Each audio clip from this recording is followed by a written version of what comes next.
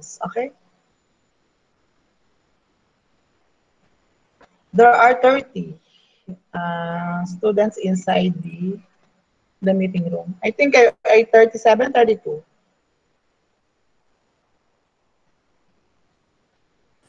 37 po. 37. Okay. Thank you.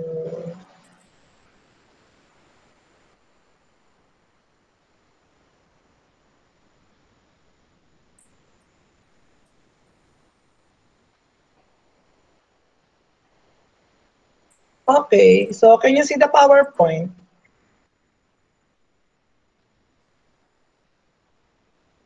Yes, sir. Yes po. Nagmo-move? Hindi.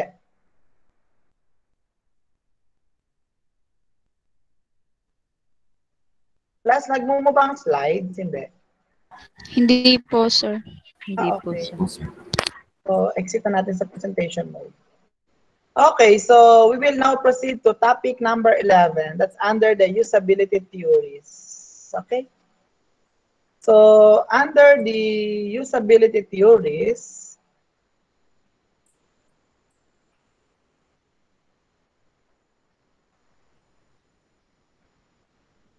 wait lang.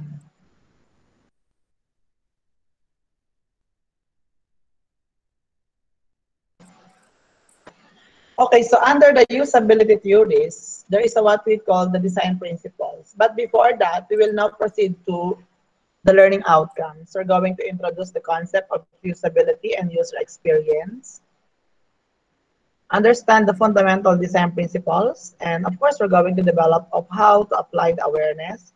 Awareness not pertaining to a certain design, whether it is more on the product or the system or the software, and critical ability to evaluate other people's design. When we say usability, it's the extent which a product can be used by specified users to achieve specified goals with effectiveness, efficiency, and satisfaction. Example, if you are going to buy a laptop, so what are those attributes that you are looking for a certain item or product? Anong gusto niyo mga attributes? Highest daw yung RAM. Meron na di bang 12 ngayon, no? 4, 8, 12, what else? Of course, kung mataas yung RAM in terms of sa memory, medyo efficient, no? In terms of sa processing. Di ba na? What else? Ano yung kinakonsider nyo mga attributes? Of course, yung mismong product, or let's say, sabihin natin the laptop, free from error, di ba na? Consistent yung function in terms of the intended na purpose of the particular function ng product. Diba? That's under the usability. Okay, so there are 5 quality dimensions pertaining to the usability. We have the learnability. Diba? How easy is it for users to accomplish the basic task the first time they encounter the design? Diba? Of course, it should be efficient. Once users have learned the design, how quickly can they perform the task? Did you experience using the typewriter? Naka-experience pa kayo using the typewriter? Okay, sir. Yes po. Oh, yung sa mga first-time user, do you know how to center, let's say you are typing at the title of your thesis using the typewriter? Di ba, no? If you are the first-time user ng typewriter, baka it's difficult on your part, paano mo isa-center yung title, di ba, no? Unlike sa computer, mabilis, just click mo lang yung center, no? Sa typewriter, different yung kanyang features, di ba, no? Meron siyang differences in terms of sa features or the function. Memorability, when users return to the design after a period of not using it, how easily can they establish proficiency? Di ba, not ginawa natin sa laboratory 1 ba or 2, yung memory and learning? What is the result pertaining to particular experiment or the laboratory? Di ba, no, nakaka-encounter tayo ng problem, no, in terms of sa memory retention, no, and learning pertaining dun sa activity natin na, I don't know, 1 or 2 ba yun? And then the errors, di ba, no? So how many errors do users make? How severe are these errors and how easily can they recover from the errors? And of course, the last one is more on the satisfaction. How pleasant is it to use the design? How pleasant is it to use the actual product? Diba, no? So it's more on the satisfaction. There are cases nga, di ba, no? You are paying a large amount because of the quality of that particular item, because of the brand, di ba, no? You are paying for a big amount because of the brand. So meaning to say, a certain individual or the user must be satisfied for that particular item or the object. Another, when we say usability, it's more on the quality. Di ba? Quality is equated to the absence of problems or free from certain errors. Okay? What about this one? Is usability all that matters here? Can we apply the usability testing or the evaluation here? The picture? Yes, di ba na? O, for example, this one. Ay, sorry. For example, do sa left picture, di ba no? How can we apply the usability testing or the evaluation here? For example, if this is an app, di ba no? A system or a software, let's say a tourist destination, baka there are some of the errors that a certain user might encounter. Di ba na? Baka it will not give enough information doon sa intended na info a certain individual are looking for, di ba na? Maybe there is some of the errors that need some of the improvement. What about this one? Is usability can be applicable here? Di ba na? It depends upon to the user, di ba na? Another, there are some of the hierarchy pertaining to the consumer needs. According to Jordan's 2000, di ba na? Parang people are always looking for its functionality. A product will be useless if it does not contain the appropriate functionality.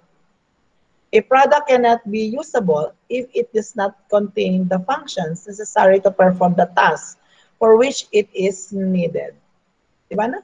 So it's more on the functionality, whether it is a gadget, let's say a television, a laptop, a cell phone, or other object or items, diba no? Dapat it will functions based on the intended needs ng customer, diba no? Of course, the usability, consider din ng consumer. Once people had become used to having appropriate functionality, they then wanted products that were easy to use. Yung sinasabi natin, dapat it should be user-friendly. And also your pleasure. Having become used to usable products, it seems inevitable that people will soon wanting more. Diba na? If you are satisfied, diba na? In terms of the functionality, the usability, if there are some of the improvements pertaining to that product, diba na, might as well some of the user or intended individual, nagkakaroon tayo ng repeat buying, diba na? Meron tayong comeback syndrome, diba na? Parang magkakaroon doon yung ating loyalty pertaining to that particular product. Okay. Let's say, kung mas familiar kayo, let's say using the Android, parang sa the next time you wanted to buy a cell phone, gusto nyo Android din. Di ba na? Or kung kayo ay familiar using the iPhone, parang gusto nyo, kasi ayaw nyo nang maiba, di ba na? Kasi mag-a-adjust na naman kayo in terms of the features. Baka ma-wrong sense, ba, di ba no? Kasi hindi siya familiar to use the Android kasi familiar siya to use the iPhone, di ba? Na baka ma-wrong sense, di ba? No? May mga ganong factor. We are not very sure yung sa mga other features added. Okay, there is what we call the user experience or the UX. Normally, di ba, no? The voice of the customer pertaining to their experiences is better for the improvement of our existing product. Diba, no? Regarding their attitudes toward the product, the motivation, and the needs. Diba, no? Kasi nga, they are the one who actually tried or used that particular product, object, or whether it is a system or a software or more on the web application. Okay? So considering the user experience, there are a lot of factors to consider. Of course, i-consider natin yung different user or the buyer. They have different personality, they have the different age, skills, the motivation, di ba, no? They have their different preferred physical characteristics ng product. They have different prior experiences, expectations also, yung emotions, and then yung value ng product. Social factors is also one we need to consider. The time pressure, the pressure of the success and fail, the explicit and then the implicit requirements, if it is a necessity or a luxury. Di ba, no? Culture is also being considered. The sex or the gender, the fashion, di ba na, kina-consider. The habits, the norms or the standards, the language, symbols, and the religion. The context of use, the time, the place, the accompanying persons, the temperature, di ba? Or the environment as well. Next, the product in terms of the usability, the function. Di ba, kino-consider din natin yung size, di ba na? Baka you are using the Note Samsung. Ang Note pa ay Samsung. Tama na? Let's say, the latest Note, pero yung battery naman, kasing laki ng battery ng car, parang hindi pa rin siya comfortable on the use of, on the side of a certain user, di ba na? The weight, the size, the symbol, di ba? The brand, kino-consider din, the usefulness, di ba na? The reputation of that particular product, di ba na? So, the mobility in terms of the supply. So, na-experience, di ba? I experienced before when I changed my cell phone, nag-wait pa ako for 1 month due to the supply of that particular unit. Kasi medyo there are a lot of demand pero low naman yung supply. Yung mga ganong consideration. Okay, so part of the user experience, of course, there are positive feedback and also there are subjective. Diba na? So whether it is a positive, negative, or subjective, of course, it will help in the development or the improvement stage of your product or whether it is a product or a system. So what are the user experience goals? Satisfying, satisfied, fun, enjoyable, di ba na? Entertaining, it will parang helpful, motivating, yung physical or the aesthetic features pleasing on the part of the user, enhancing sociability, rewarding, di ba na? You pay for the brand or the quality, and of course, dapat naman rewarding on the part of the user. If you pay 80K for your iPhone 12 Pro Max, di ba na? It should be rewarding naman on your side. Di ba na talagang satisfied ka. And then support creativity, particularly if there are some of the improvement, diba, no? And emotionally fulfilling and others. Okay? So this is the typical project model on how we can develop or design a certain object or a system. The traditional one is more on the initiation, diba, no? Parang we think that this product is okay to produce, this system is okay to launch in the market. Then after that, we do the analysis. After the analysis, of course, the analysis included yung mga requirements or the specification needed. After that, design na kaagad and implement. Di ba na? After the design, ano na siya? Implement or there is a new product na. So, on the improvement side, we integrate the user-centered design and also the waterfall design or the typical design. We have the user need identification, We do the survey, we conducted the the analysis, di ba, no? During your thesis, before you came up that there is a problem, na it is feasible on your part to do that particular research, you do the problem identification. So what will you do? You have your preliminary survey. Similar to the development or the design of a certain system or product, you need to have the user need identification. After that, so after the initiation, of course, it will involve the application, mag-overlap na din yung requirements, and then after that, pwede na tayo mag-proceed with the prototyping. Of course, sa prototyping, included na din yung mga specs. Nagde-design na rin tayo, whether product or system. And then, of course, there is an evaluation. We do the system design, we do the design ng product, we implement, and then we came up to the final product or the system. But it will involve the evaluation. Sa traditional kasi wala nang evaluation.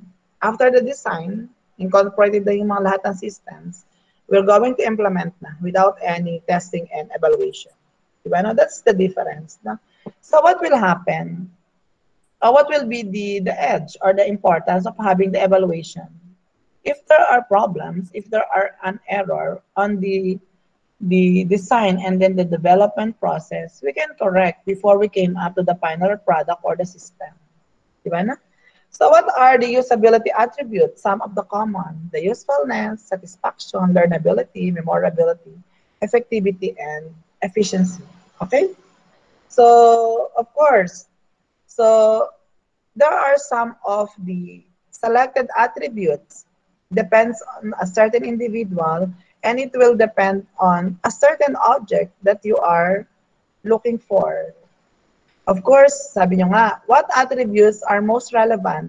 For example, you are going to buy a laptop. Ano yung mga relevant attributes that you are looking for?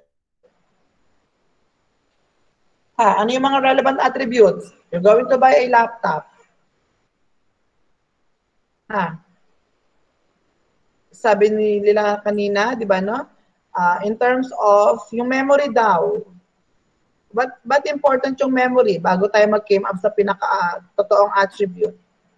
So, dapat daw ay fast in terms of yung sa processing. Kung fast and malaki yung memory, efficient, di ba, no? Efficient yung ating use in terms of that particular laptop, di ba, no? So, there is what we call easy to learn, satisfaction. These are some of the examples pertaining to the selected attributes, di ba, no? But it will vary, depends on the example pertaining to the product or the system. Then, of course, in terms of the design metrics, so in terms of the user experience, of course, they are considering the usability, the aesthetics, di ba, no? Or yung mga physical attributes or the characteristics of a certain product. Some of you parang na-attract in terms of the color, in terms of the shape, in terms of the packaging, di ba na? Na-attract na yung certain individual. Di ba na? So, of course, there is what we call the design principles. So, what are those design principles? The visibility, the feedback, the constraint, the mapping consistency, and then the affordance. See, visibility, for example, you are using an elevator. Di ba may control panel yung elevator? So, we can easily identify if that particular control panel ay nagwo-work. Pag press mo ng floor number 2, dadaling ka ni elevator sa second floor. Di ba na? So, and then, so there are cases if you are going to push a certain button, so if that particular button doesn't work, ano yung binibigay niya? Parang may sounds, no? Na hindi siya okay. And then kung sa screen man kayo mag-push, so nag-notify ng X na red, di ba, no? Na it will not work. May mga ganong consider in terms of that particular visibility. And also related to the transparency kasi may feedback. Di ba, no? May feedback. pag okay, edi normal lang, di ba? No, dadaling ka ni elevator, let's say kung elevator man, dadaling ka ni elevator sa desired mong floor. Kung there is a problem, di ba, no? Kung sa ibang mang button, pag pinush mo, merong certain sounds. And kung nasa screen ka nga, transparent that visible mo nakikita physically na may problem. Minsan nga iba nag-X pa na red, di ba, no? And because there is a feedback, di ba, no? And then what are those constraints? Let's say if you are designing something, if you are producing a certain product, di ba, no? So you are restricting the possible actions that can be performed. Meaning to say, yung dinedesign mo, dinedevelop mo ay free from selecting the incorrect options. Pero it doesn't mean naman na laging option yes. Di ba, no? There are a lot of options, pero organized and clear. Logical siya. Di ba, no? Logical. Di ba, no? I don't know, for example, kung the same yung ating mga keypad ng laptop, di ba, yung iba meron dito sa merong lower part ng keyboard, andun yung mga number keys, meron naman ibang laptop nasa upper portion, di ba, no? And aside from constraint, there is what we call the affordance. Refers to an attribute of an object that allows people to know how to use it. Di ba na simple? Di ba na? So, without reading any long mga procedures, pwedeng i-execute ng certain user. Okay? So, let's say, you are using this logical constraint, kaya nga siya sinabing logical, organized. Di ba na? So, may mga certain, what have you noticed sa inyong mga CPU or at the back of your television? Para more on the prone from some of the incorrect function, naka-color coded na, di ba? Tama? Yes, sir. Yes, di ba, no? Para yung ating mga connector, kung anong color ba yung connector? Red? White? Red, white lang ba? Yellow? Red, May yellow. yellow, white po. Oh, okay. Minsan may No? green din po. Oh, it depends upon doon sa gagamitan ng connector, no? Pero kung at the back of your CPU, color-coded na hindi ka na parang hindi ka na ma-confuse saan ba tong connector na to. And then the other one, the same with the television or some of your mga appliances na naka-color-coded na. Kasi logical na nga. Parang pina-prevent ka na to encounter some of the errors. Okay? And also, kino-consider din yung cultural constraints. Kasi, so dapat daw universal. Kanina nga, during our discussion sa 3-2, of course, yung likod ng CPU sa Rwanda, most likely the same kung anong CPU meron sa atin kasi nga siya ay standard, no? Universal or the culturally specific.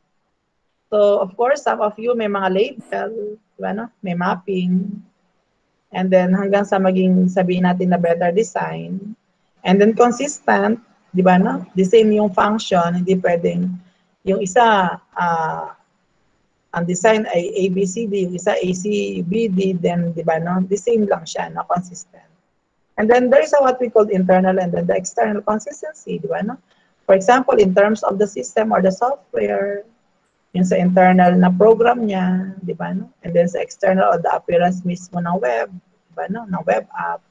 And I don't know if this is the same, yung phones and then the remote controls, di ba, no? Yung sa mga numbers, or baka hindi na siya ngayon the same, calculator and then the, tama ba? Hindi pag scientific, hindi ganito yung keypad ng calculator, di ba? And also the computer keypads, no? Hindi siya the same. And then there are some of the usability principles similar to design principle except more prescriptive. And then these are some of the principles that will help you in the design and development of your product or system according to Nielsen 2001. Okay? So that ends our topic 11 question. So we still have another topic, that is topic 12. And then after that, we'll be having the laboratory number 5. Question for the usability theories.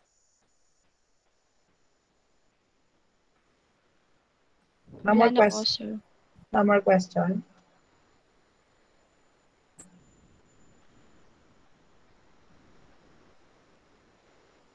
So we will now proceed to topic 12.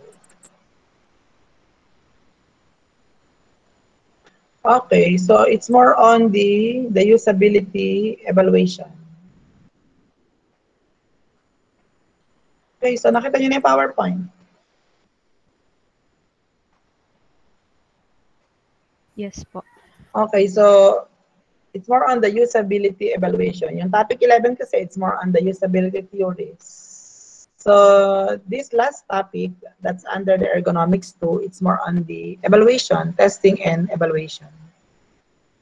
Okay, so this is similar in terms of the quality dimension or the usability measure. So we're going to consider the learnability, the efficiency, the error, the satisfaction, and then the memorability. Okay. So again, on dealing with the usability evaluation, it is aimed at finding usability problems. That's why we're going to conduct testing and evaluation in the user interface. Kasi yung some of the discussion here is more on the system or yung mga web app. Yung favorite yung mga Shopee. Di ba, no? So the user interface or the system providing qualitative and quantitative data about people and their behavior or the attitude. Diba, no? Kanina nga sa usability theories, important yung the user experience or the UX.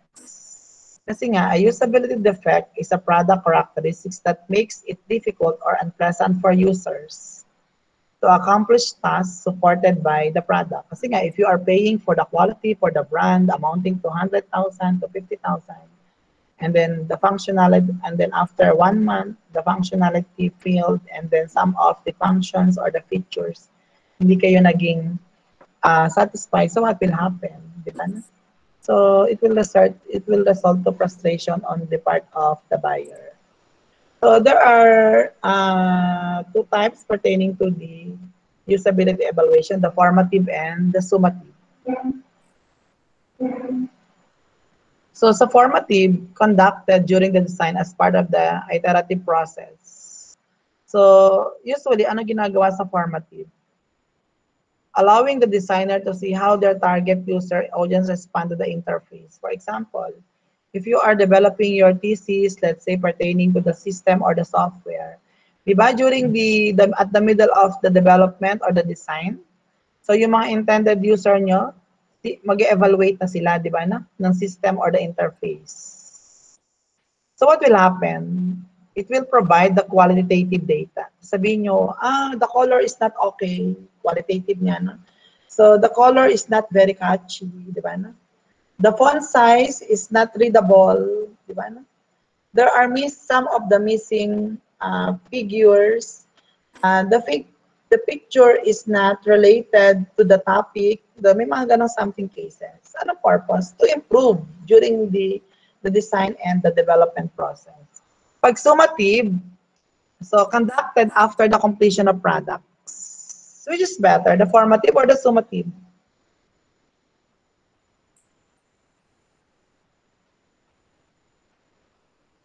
Anong gusto nyo to apply?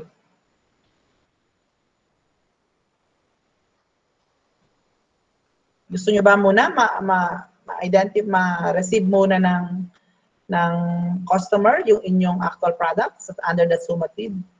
Okay lang, di ba, no? It depends upon pa rin naman doon sa mismong developer or sa mismong manufacturer. You can use the formative, you can use the summative na a certain user will receive yung product nyo, di ba, no? Provided there are a lot of testing done, di ba, no?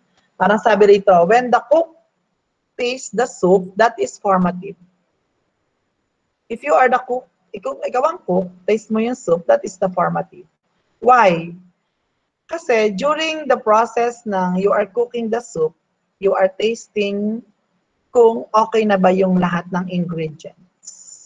When the guest tastes the soup, that's summative. Kasi end product na yon.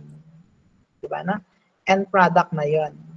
Pwedeng it's a combination ng formative, nag-undergo different tests, different trial, and then combined with summative na mismong the actual product na, the finished product. Okay. Next, what are some of the usability inspection methods?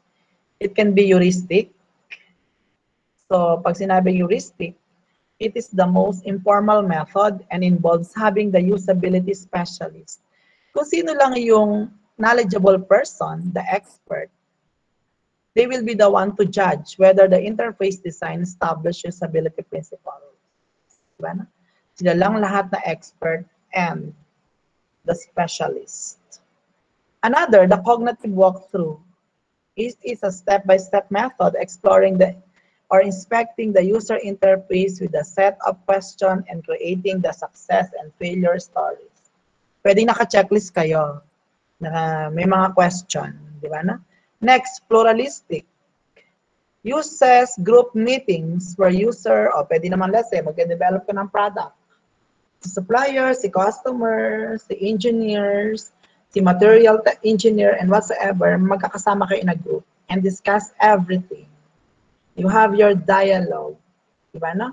And then, meron kayong brainstorming, exchange of information, di ba na?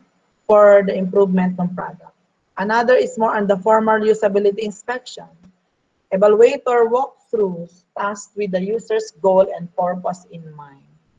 There's a similarity to cognitive walkthrough, yung formal usability.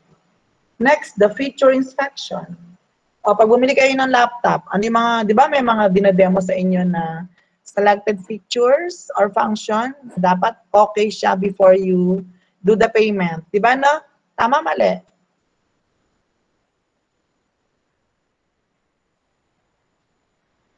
Kasi related siya dun sa consistency inspection. Meron silang kinoconsider, oh sir, nagbo-boot po siya. O, okay po yung camera. O, yung ating pong OS, ano lang siya, trial lang. May mga standard inspection, related yung tatlo, di ba? No? There's no such thing as a user error. Okay? Okay, so ito just a deep explanation lang kay heuristic, yung kanina din heuristic principles, and then what is a usability review, when to use that review, what to include during the review. Normally kasi naka-survey questionnaire kayo, ayaw na ayaw nila ng yes or no, gusto nila ay naka-Likert scale. Kung agree, disagree, always something ganon. You're going to choose kung ano yung appropriate na Likert scale. Normally is a 5-point scale, okay? Then, after the evaluation, na-identify nyo na yung ratings, the severity, diba, no? In terms of the problem na na-encountered nyo during the evaluation. And then, of course, consider din yung advantages na usability review. And then, what are the things to remember sa usability review? Ito yung yung deep explanation ng cognitive walkthrough. And then, the pluralistic. And then, what are the techniques to gather data or in terms of the data gathering? And then there are also user testing procedure 1 to 5. And then what are the tips considering the user testing or the UT while you are having the user testing and then after conducting the user testing. And then of course, part of the design and development, we need to have the user-centered design. Pag sinabing user-centered, we're going to develop a certain product, item, object, or a system based on the needs and wants of the customer. Okay?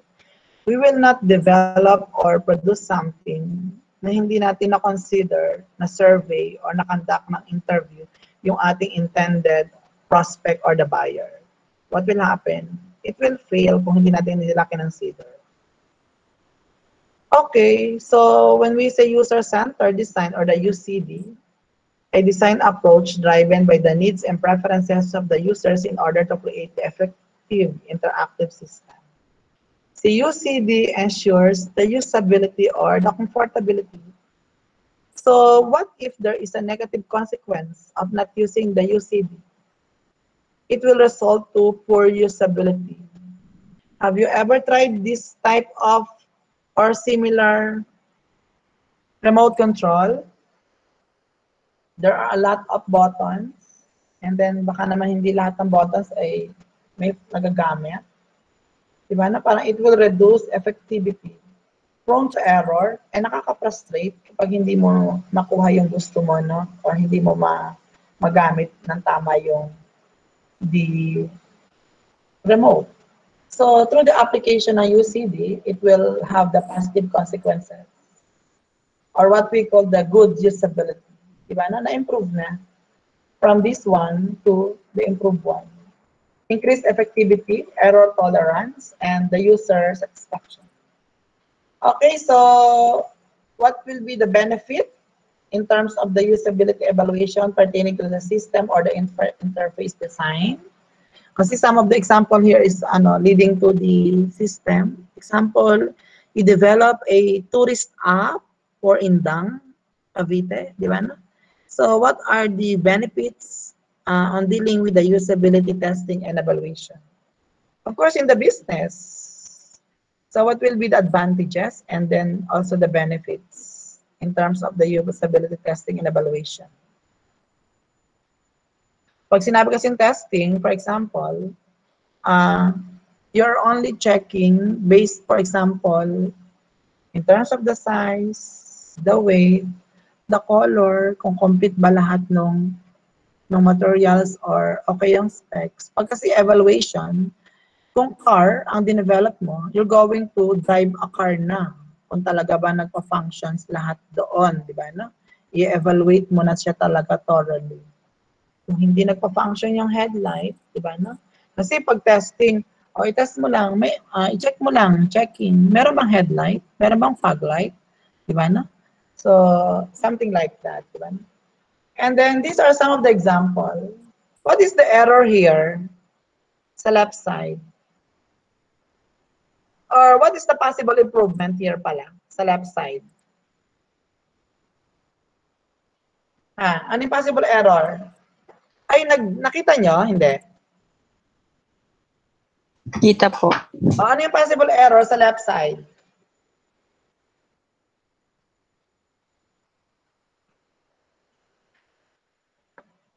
Walang error? Anyone? From the group? Ano yung pwede yung improve dyan? Sabi nung 3-2, puro kalawang. Hindi medyo kulay ano lang yan. Anong color to? Kulang po ng pool. Kulang ng pool? So sa left side, yung signage po na push, medyo hindi masyadong makita. Sige na nga. Dilakihan ko na. Nakita nyo na yung push? Joke lang. Okay. Part of the improvement sa left side, baka naman we can, ang tawag doon sa English? Hindi naman totally, hindi naman omit delete. Tanggalin na natin yung handle para makasave tayo sa material cost. Push naman di ba? Tama, no? Pwede Yes, naman po, walang handle. At least makakasave pa tayo ng cost, expenses. Kasi normally pag push naman, pwede naman walang handle, di ba? No? Di sa second one, makaka-confuse. Push-pull. Pag nag-pull ako, may barrier in front of the door. Pag nag-push ako, baka parang tatama dito sa cabinet inside. Right? Na? Yes po, sir. Di ba? No? There are confusion pertaining to the signages or sa design. Okay? So these are some of the parang funniest picture related to usability. So what about this one? Friendship goal. Sa taas. Masyado pong magkalapit, sir. Okay, di ba no? Parang hindi naman kasya din ang dalawa dyan. Although, kung lalaki or male yung will use, pwede, di ba no? Pero parang that will not be the right way, di ba no? Yung the correct distance, the correct position of that particular urinal, di ba no? There is a problem. Okay?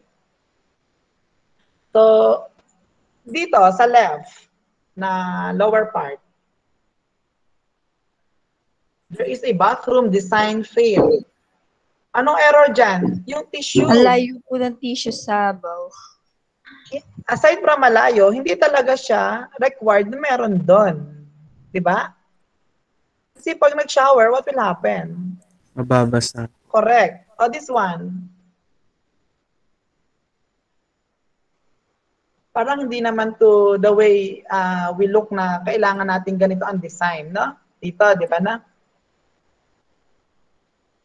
Parang that's not standard. Di ba na? Nagets nyo?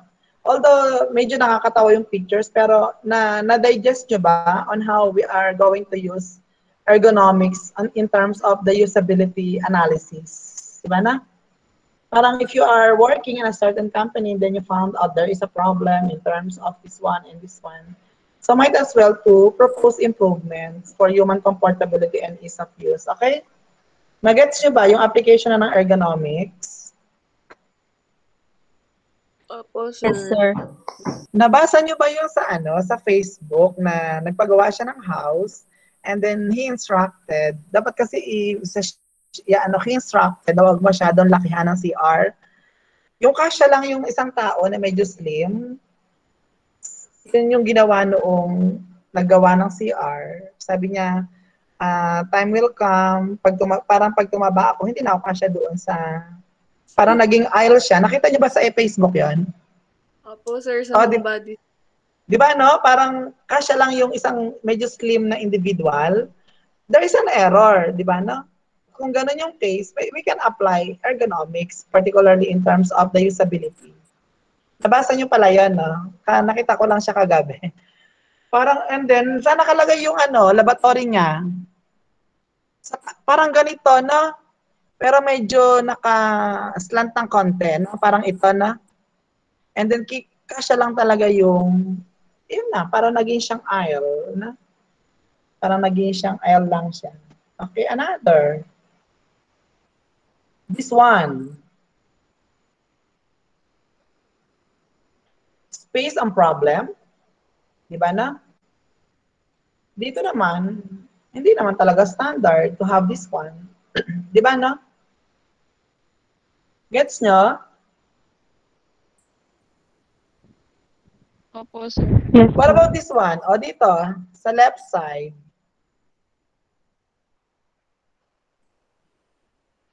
Wrong construction, di ba na? In terms do sa mga PWDs using the wheelchair. Kasi okay na to no? And then sa last part, nagkaroon ng stairs. Ano yun? Yung nakasakay sa wheelchair, maglalakad, then wheelchair ulit. Pero wala na ulit sunod, no? Maybe there is a problem. What about this one? Anong problem dito? Sa right side. Girls, anong problem dyan?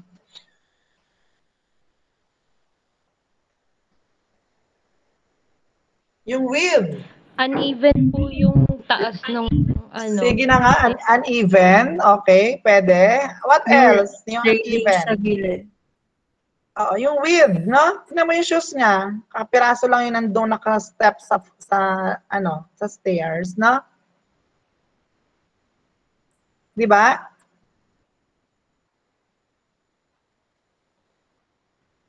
Na-try nyo ba yung stairs and diet?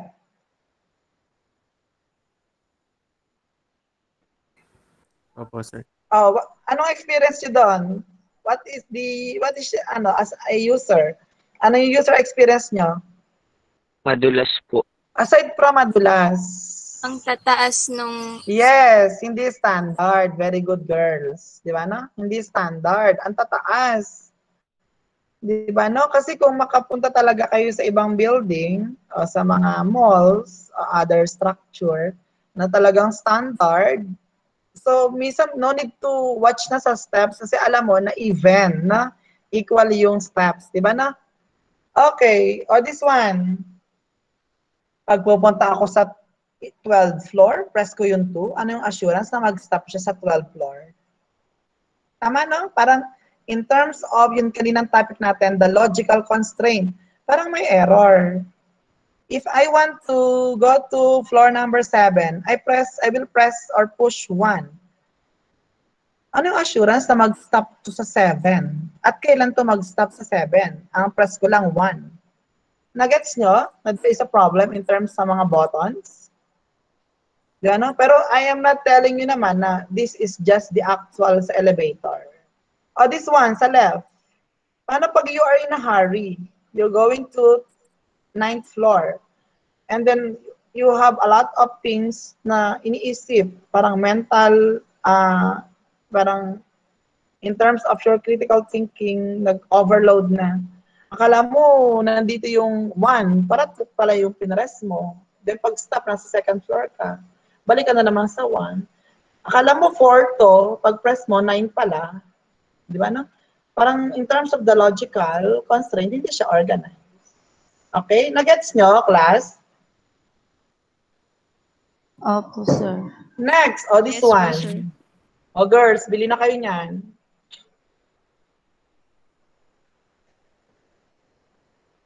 What will happen if I will use the top, yung drawing sa upper part? Baka naman prone to sa injury or accident, di ba na? Tama, di ba na? There is something wrong with the design. Ay, this one, eto. Yung may tao. Parang masyadong exage naman yung object. There are a lot of materials being used. Baka naman, di ba, kino-consider din sabi natin kanina in terms of the user interaction, yung height, yung weight. Baka naman ang bigat-bigat nito, di ba na? Baka sobrang bigat naman tong object. And then it will cause you disorder at the end of the day. Di ba na? Eh, what about this one? Parang there is something wrong with the design. Ba't nagkaroon ng cover? Half cover sa top. Di ba na? So, those are some of the examples that we need to use the usability or the application of ergonomics. O yan, girls, ano pa yan? What's wrong with that picture?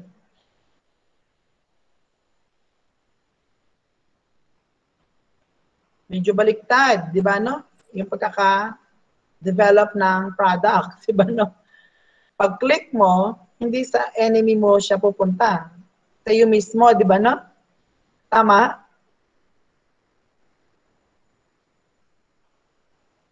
Tama, di ba, no? Opo. What about this one? Siguro yung durability, consider natin. Yung strength, di ba, no?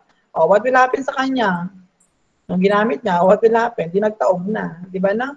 So, kina-consider natin. That is also part of the usability evaluation or the usability theories. Also, ergonomics pa rin siya. Okay? O, this one, parang ang hirap naman to use this one, di ba, no? Baka pag upo mo, tumaob ka na kaagad, di ba, no? And this one. Okay? So, that ends our discussion. I hope you learned something pertaining to the ergonomics too. And then, maybe 1.5 years from now, you can apply when you join the real world of unemployment. Joke lang. Okay, question. That ends our discussion. That ends our topic 1 to 12. Question muna. Medyo funny lang or nakakatawa yung drawing, pero that's the reality na kasi parang we can, so parang if we discover some problems, might as well to provide solution. Di ba na? So, for example, you are joining in a company, in a certain company, and then you encounter problems. So, might as well to analyze and provide solution, di ba, for the betterment of everyone. Okay, question? No more question? Sir, kailan po yung finals? Wala na po. Okay, kailan yung finals? I-present ko muna yung lab number 5 before we settle our final examination, okay? Okay, group siya. Yung final, yung lab 5, group.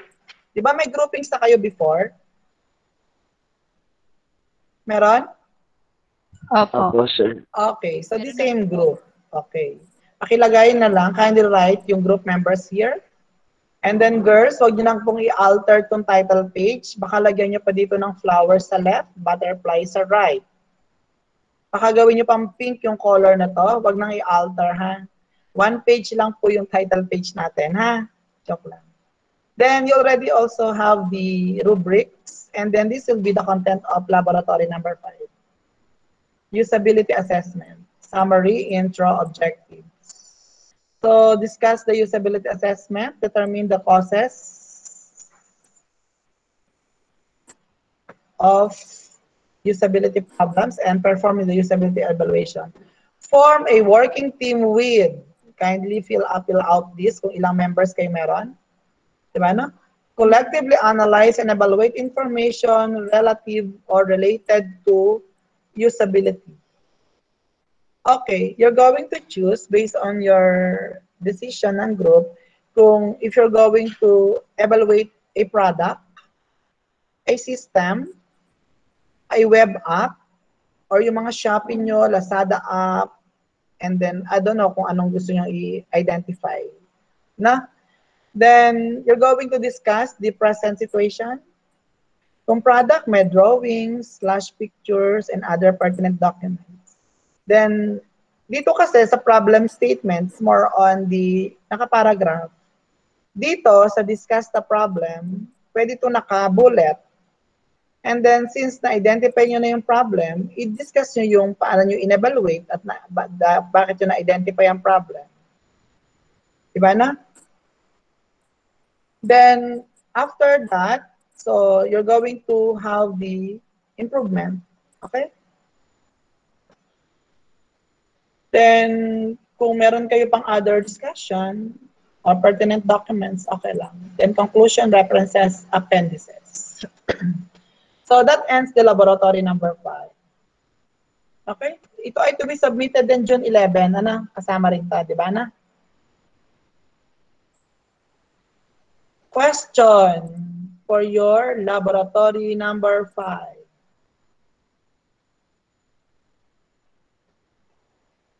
Wala. Kayo na yung mag-choose ha, kung product, kung system, software. So, bahala na kayo kung web app, kung yung mga online kayo na bahala ha. So, back to the question. Stop ko na to ha. So, since you already finished topics 1 to 12, so, i-advance na natin yung finals kasi you have a lot of laboratory activities na kasi for Ergo 1 and Ergo 2. Your final exam coverage is topics 11 and 12 only. Next Monday, May 24. Time schedule will be posted before May 24. Okay? Question pa?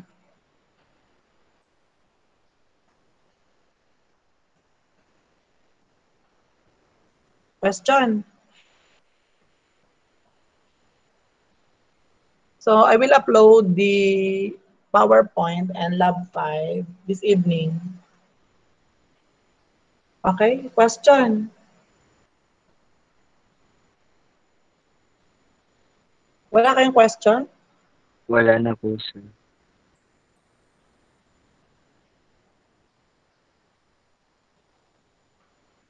Wala na? What about the others?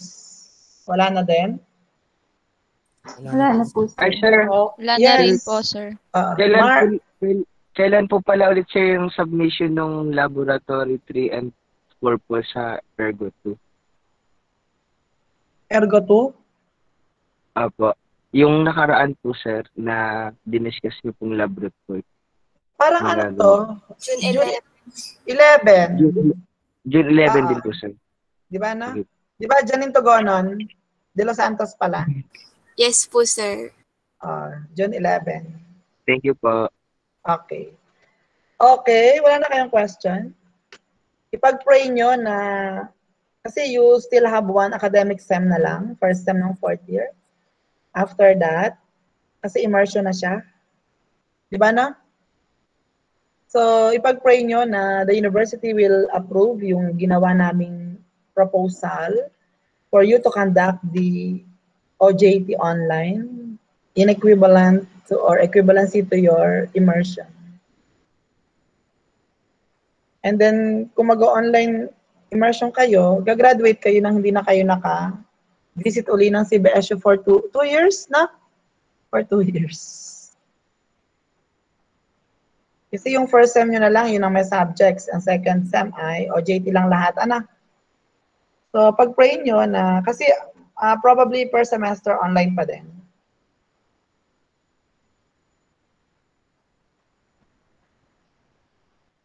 Question. So, on Monday, that will be the final exam. Okay? Kasi marami kayong gagawing lab report ng Ergo 1, Ergo 2. And then, we finish naman lahat ng topics 1 to 12. Okay? Wala na kayong question? Wala na po, sir. So, kung wala na kayong question, Wala na po, sir. thank you for the second semester. Hope to see you face to face before you graduate. Kayo yung mga part kayo ng mga online babies, di ba, na graduation.